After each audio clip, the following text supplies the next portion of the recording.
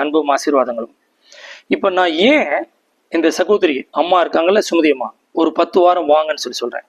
ஏன் நீங்க தொடர்ந்து வரணும் சொன்னா, இன்னைக்கு நம்ம நிறைய பேர்த்த சந்திக்கிறோம்.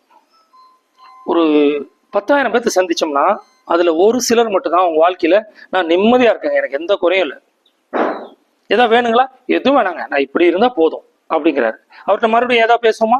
பேச வேண்டியதில்லை, அவர் அப்படியே இருந்துக்கலாம். ஆனா பெரும்பகுதியான மனிதர்கள் அவங்க வாழ்க்கைய இன்னைக்கு எப்படி இருக்கோ அந்த வாழ்க்கைய கொஞ்சம் மாத்தணும்னு ஆசைப்படுறாங்க. அல்லது இந்த உடம்புல ஏதோ ஒரு பிரச்சனை இருக்கும் இல்லையா, இந்த உடம்பு பிரச்சனை, இந்த முட்டி வலியை நல்லா பண்ணணும்னு நினைக்கிறோம். இப்போ ஏதாவது ஒரு செலவினங்களுக்கு காசு எடுத்து போய் செலவு பண்ணா செலவுக்கு பத்த மாட்டேங்குது, காசு இன்னும் கொஞ்சம் சேர்த்து சம்பாதிக்கணும்னு ஆசைப்படுறோம். ஒரு சிலர் என்ன பண்றாங்க, அது என்னன்னு தெரியலீங்க, நான் அவளும் நல்ல புள்ளதான், என் மருமகளும், நானும் அப்படிலாம் நினைக்கிறது இல்லைங்க, ஆனா 2 பேரும் பக்கத்துல பார்த்தா முட்டிக்குது, சண்டை வந்துடுது. இந்த உறவுகளை மெயின்டைன் பண்றது எப்படின்னு தெரியல. தனியா யோசிச்சு பார்த்தா அந்த பிள்ளையும் கரெக்டா தான் இருக்குது. அப்ப நானும் அப்படிலாம் வில்லியெல்லாம் இல்லை, ஆனா என்னமோ தெரியல, அதை பார்த்தா ஒரு எரிச்சல் வந்துடுது, ஏன்னே தெரியலைங்க. இப்படி எப்படி என் பையனை வளர்த்துறதுன்னு தெரியல, இப்படி தெரியல. இப்ப இருக்கிறத மாத்தணும், முன்னேற்றணும் நிறைய பேர் ஆசைப்படுறாங்களா இல்லையா? இப்ப இங்க உட்காந்துருக்கவங்களுக்கு கூட இன்னைக்கு இப்படி இருக்கிற மாதிரியே இருக்கணும்னு நம்ம நினைக்கிறோமா, இல்ல நம்மளை மாத்திக்கணும்னு நினைக்கிறோமா? மாத்திக்கணும், நல்லா இருக்கும்னு நினைக்கிறீங்களா இல்லையா? சரி, ஏன் நல்லா இருக்க முடியல அப்படின்னா, நீங்க எல்லாம் ஏறத்தால உங்க கட்டுப்பாட்டுல இல்லாத ஒரு தேர்ல உட்காந்துருக்க மாதிரி. இந்த தேர் மேல சாமி இருக்குல்ல, அந்த சாமியினால அந்த தேரை கட்டுப்படுத்த முடியுமா? அவங்கதான் அந்த இழுக்கிறாங்கல்ல, அவங்களால கட்டுப்படுத்த முடியுமா? அவங்களாலே முடியறதில்ல. அப்ப நீங்க தேர்ல உட்காந்துருக்கீங்க, பெண்ணோ ஆணோ அல்லது மகனோ மகளோ, அந்த தேரை இழுக்கக்கூடியவர்கள் அந்த குடும்பத்தில் ஒருத்தர் சம்பாதிப்பார்ல ஓடி ஓடி, அவர் நினைச்சாலும் நினைக்கிற மாதிரி போக மாட்டேங்குது தேரு. மேல உட்காந்துருக்கலாம் நினைக்கவே முடியாது.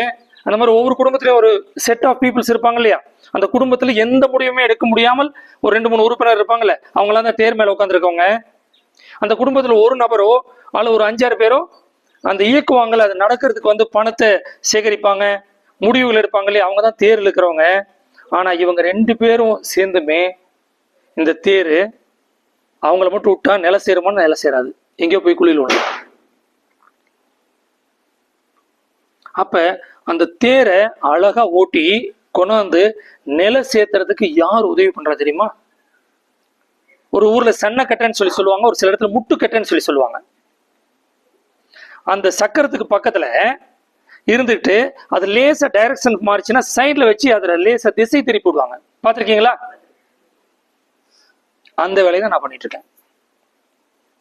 ஒவ்வொரு வாரமும் உங்களுக்கு எத்தனை இது நிறைய பேர் நினைச்சுக்கிறோம், இது ஒரு ஆன்மீக ஸ்தலம், ஒரு பூஜைக்கு போறோம், நமக்கு ஏகப்பட்ட வேலை இருக்குதுங்க, இந்த வேலையில் நம்ம இங்க எப்படி வர்றது அப்படின்னு நம்ம நினைக்கிறோம்.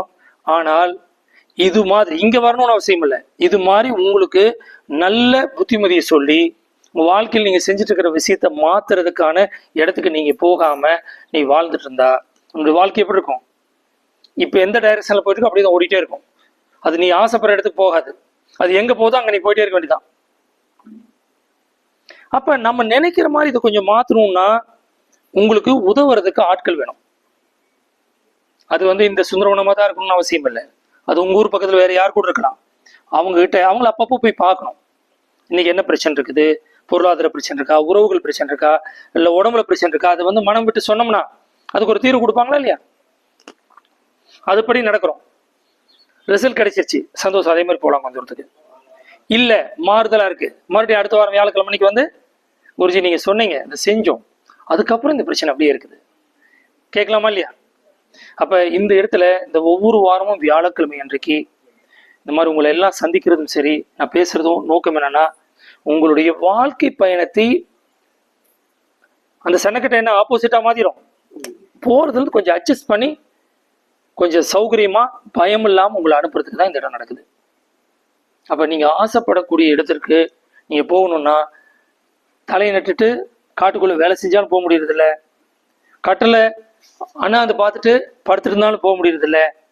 உங்களுக்கு ஒரு ஆலோசகர் தேவை, ஒரு வழிகாட்டி தேவை, ஒரு குரு தேவை. அதன் பொருட்டு தான் இங்க வரீங்க இந்த குரு தினத்தன்னைக்கு. தொடர்ந்து நம்ம பார்க்கலாம். நன்றி.